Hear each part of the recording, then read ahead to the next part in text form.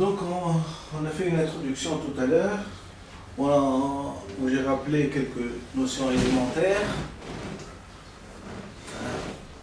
Quelques notions élémentaires. Et je suis en train de vous lire maintenant la lettre que j'ai écrite donc la veille des élections, des premières élections en Tunisie, après la révolution du 14 janvier 2011.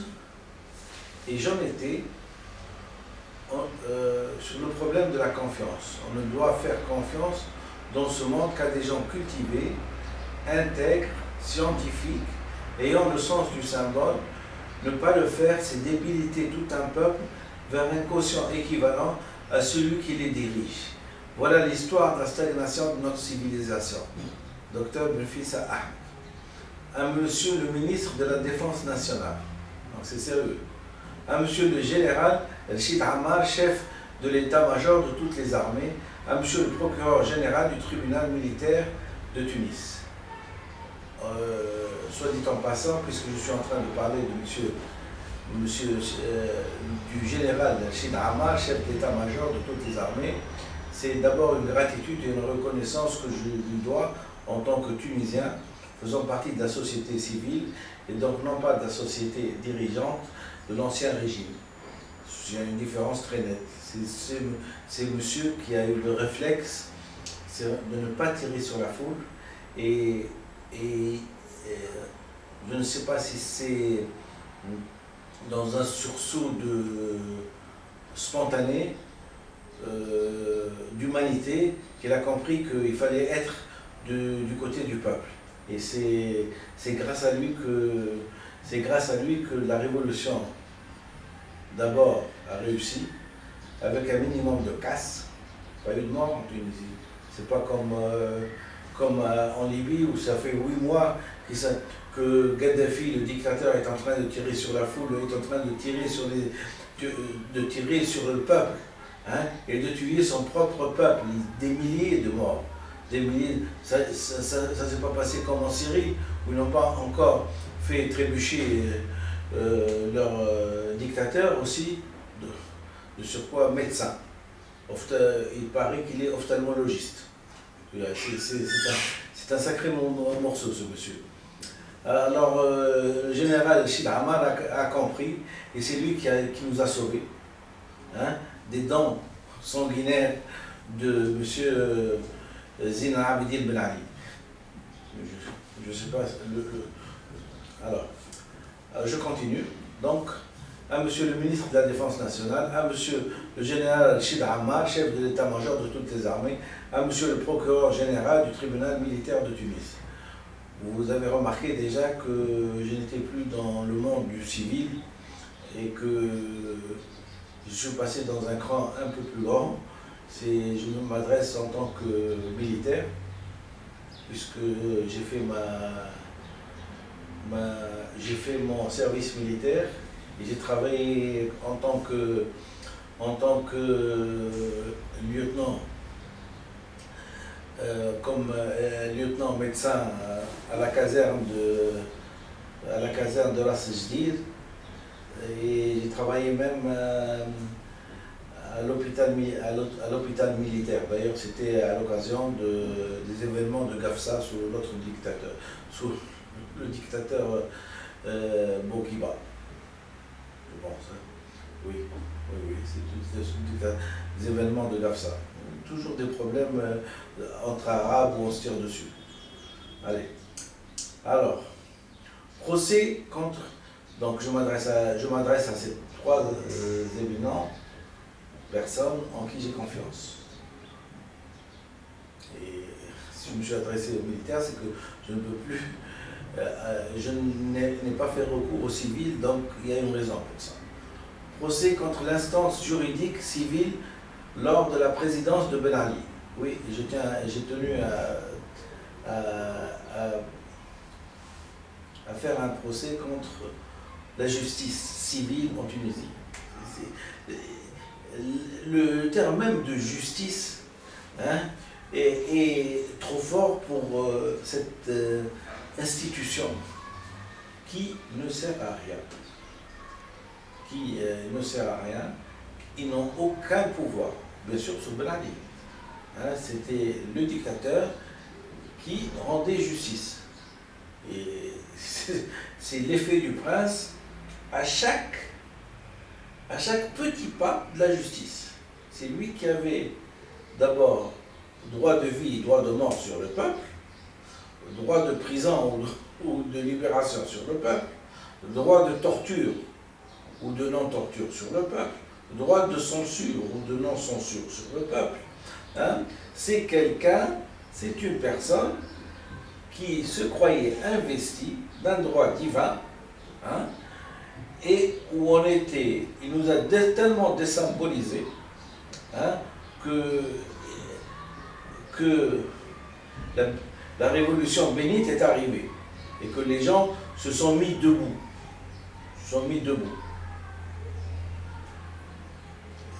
Et c'est ce que m'a rappelé une petite citation d'Alfred de Vigny. Et debout devant Dieu, Moïse ayant pris place, dans le nuage obscur, lui parlait face à face. Oui.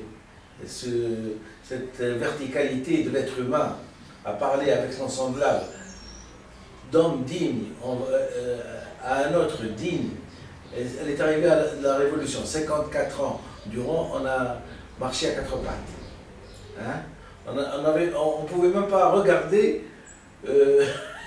le criminel Zaba dans ses yeux, puisque à force de baisser la tête, hein, pendant les conseils ministériels et qu'on ne se regardait pas, à force de baisser la tête, j'ai fini par croire, et je suis sûr, hein, que tous les ministres ont certainement développé une petite arthrose cervicale, hein, grâce à cette flexion.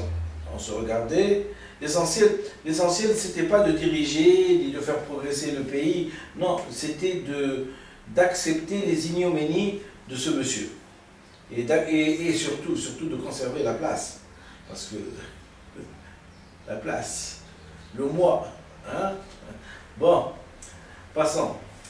Alors, procès contre l'instance juridique civile lors de la présidence de Ben Ali, 23 ans. Procès contre M. Abdel Fattah Ben Ahmad, président de la Commission contre la corruption, pendant la période de transition, démontrant que la justice continue de ne pas exister dans ce pays malgré la révolution. Les réflexes de l'abus de pouvoir sont toujours là. Information optionnelle proposée par vote de la future assemblée à la future assemblée constituante, renforcement, c'est-à-dire je propose dès qu'il y aura les élections, donc j'ai mis mon dossier sur la table pour que dès qu'il y a l'élection, on dépose mon projet, hein, devant l'Assemblée constituante. Je n'y vais pas par 36 chemins. Devant l'Assemblée constituante, le premier projet. Ils n'ont pas encore, comment dire, ils ne se sont pas encore assis sur leur siège que déjà le projet les attend. C'est tellement important pour moi de réussir que je n'ai pas attendu 24 heures après. Donc je l'ai déposé à l'instance que j'estime être permanente, donc c'est les militaires. D'accord? Et j'ai évité en même temps les petits réflexes, hein, comment dirais-je, de coups sous la ceinture du civil. Parce que, comme on dit, ils ont des réflexes bien entraînés. Alors, information optionnelle proposée au vote de la future Assemblée constituante, renforcement de la langue française par le biais de l'acquisition d'un traité sur le langage d'une centaine de pages écrit par le Tunisien que je suis, document référentiel pour les futures générations tunisiennes, qu'on appellera certainement dans l'avenir la génération du docteur Benfissa Ahmed. Je ne suis pas en mal de célébrité, je vous l'avertis tout de suite.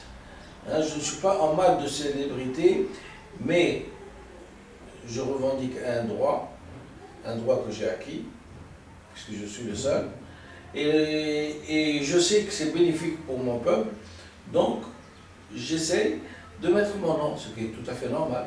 Hein. On a bien mis un nom à des criminels qui ont tué des milliers de gens et pour qui on a fait des statues. Hein, et qu'on est en train de voir jusqu'à maintenant. Alors je me suis dit, moi qui suis resté en dehors de toute cette chamaille, hein, de crimes, de guerres, comment dirais-je, de relations humaines hypocrites, et que je n'ai jamais eu, hein, il est tout à fait normal que je propose quelque chose, et si jamais elle réussit, eh ben, ça sera autant pour moi. Qu'on appellera certainement dans l'avenir la génération du docteur Belfils Ahmed, ou la génération du Mu'ta et du Muqtasab. N'oubliez pas que le Mu'ta et le Muqtasab, c'est l'inné et l'acquis. Al-Mu'ta, c'est l'inné, et Al-Muqtasab, c'est l'acquis. Document référentiel pour la Tunisie et les pays arabo-musulmans. Les Arabes, je donne déjà la note, comme on dit. Les Arabes ne pourront changer que grâce à un écrit, rédigé par un Tunisien compétent en la matière, étant le seul qui a cette référence. C'est donc moi, docteur Belfils Ahmed, qui le rédigera en son jour. La référence principale que j'ai pour rédiger ce truc, elle date de 1994. C'est-à-dire 17 ans durant, j'avais la référence. Elle engageait un peuple, elle engageait des millions de gens, mais les conditions telles de sécurité mon savoir était tel que je savais que j'allais toucher un tabou et que j'avais assez de conscience comment réagissait l'être humain en général, le civilisé comme le primitif. Et je sais quelque chose, et grâce à Sigmund Freud, c'est qu'il ne faut pas trop se frotter au tabou, parce que le tabou violé se venge tout seul en vertu d'une nécessité interne. Ça m'a sauvé la vie, ça. Ça m'a sauvé la vie, plutôt ça m'a imposé le silence. Ça fait 17 ans que j'ai une référence qui engage des enfants, et que peut-être que je leur ai dit, certainement que je serai pas là, mais il faut savoir jouer stratégie, comme on dit. Quand on joue stratégie, c'est comme au poker, hein, quand tu as un fou, il faut savoir jouer. Oui. Ceci dit, je n'aime pas les cartes et je ne sais pas jouer.